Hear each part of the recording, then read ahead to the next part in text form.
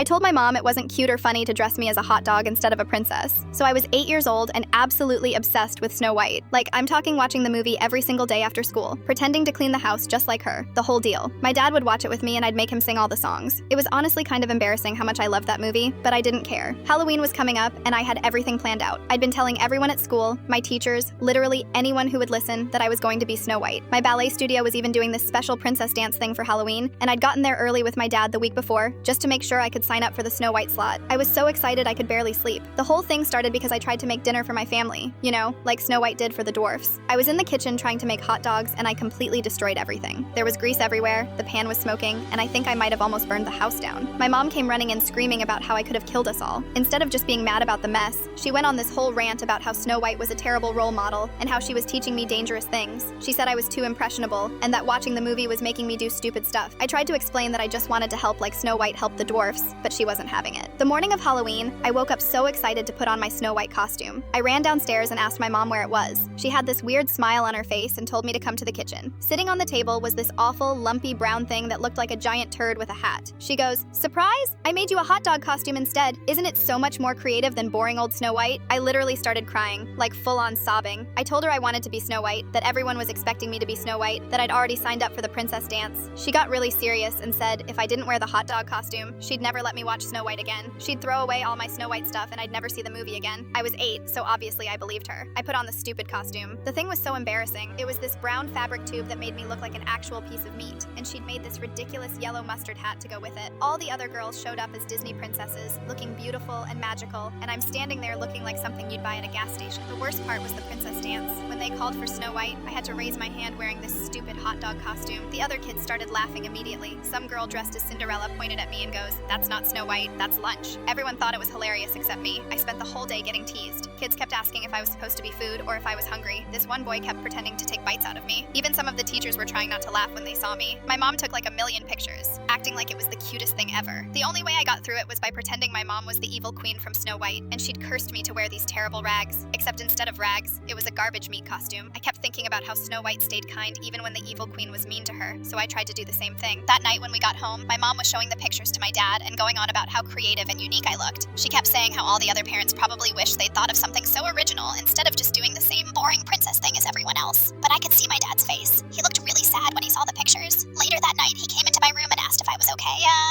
I told him